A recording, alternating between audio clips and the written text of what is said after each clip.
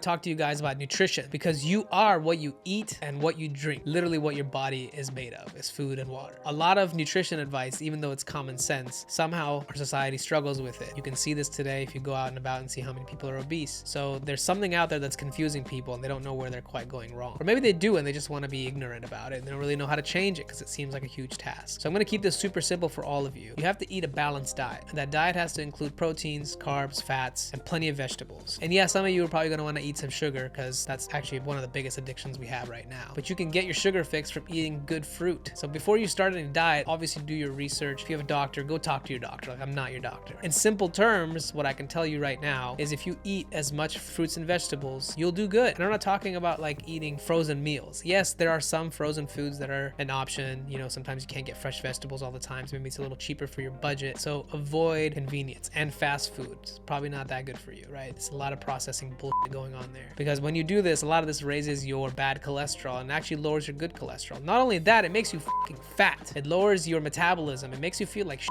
You feel good for a moment because you're consuming some processed shit. Do you feel energized after eating a lot of junk food? Most likely not. You feel tired, you feel bloated, you feel sleepy, you feel like, oh, I just ate way too much. This is true for a lot of times when you overeat, right? You can overeat anything. You can overeat a lot of carrots too, and that might feel like shit, but it won't feel the same as if you overate a bag of chips. So there's definitely something to it. Not all food is equal. Now, something that I recommend everybody to do is track your food, okay? There's apps like MyFitnessPal or Lose It. I've been using Lose It now for almost 2 weeks. By the way, I'm down. While I've been recording this video series, I'm already down like almost 4 pounds. It's kind of amazing. And all I've been doing, I haven't been exercising much more. I've just been keeping everything the same, just eating by tracking my calories. The whole point here is I'm not telling you to add one more thing to your list and do it forever, and if you don't do it, your life's gonna fall apart. No, I'm saying if you don't know how much you're consuming, you can do it poorly, but if you start adding whatever foods, and they have a lot of food in these apps, first off, you can scan labels and it will figure out automatically what it is. If that doesn't work, if you search for it, more than likely somebody else has found what you're consuming. Or you try to do your best estimate by Googling it or learning how much this calories are in this, and then add that together. What this will do is it will give you an idea of how much food am I consuming, because a lot of times we're just eating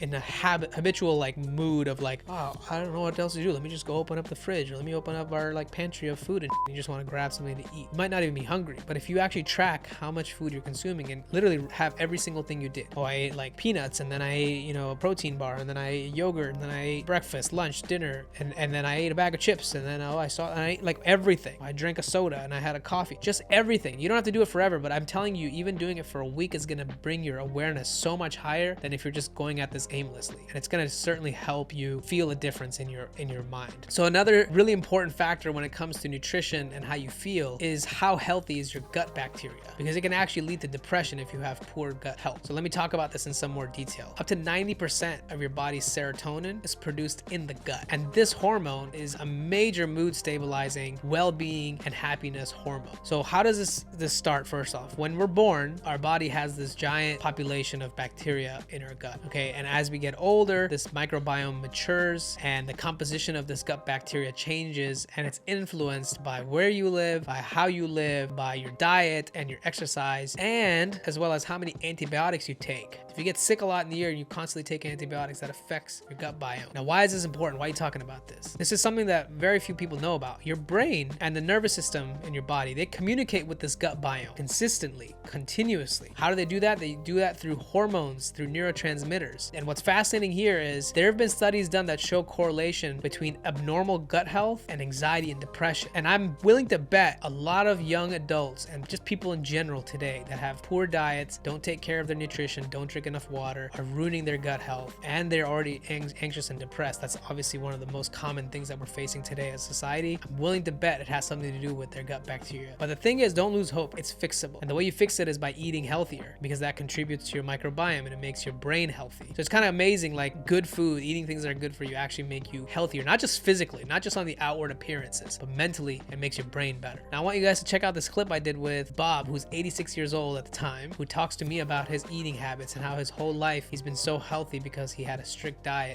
Staying healthy is very important. That motivates your whole body and your whole demeanor and your whole attitude, and you're friendly. You having such a good positive state of mind, part of it has to do with you being able to take care of your health. If you had like a problem walking around, you probably wouldn't feel very motivated. You'd probably feel like defeated a lot of the times. Yes, that's Right? true. It's hard to tell people this where they were like, I always harp about, you got to take care of your health because that does affect how you feel in your brain, inside of your own head, how you talk to yourself. No question. If you don't feel healthy, you don't feel like getting out of bed. You don't feel like working. You don't feel like eating. Staying healthy is very important. That motivates your whole body and your whole demeanor and your whole attitude, and you're friendly. And when you walk past someone on the street, hello, how are you? As opposed to if you're feeling sick. You want to be in your head. Exactly. Versus when you're feeling good, you want to share that with other people. Exactly. You want to bring it out. Yes. That's such a great point. I like that a lot.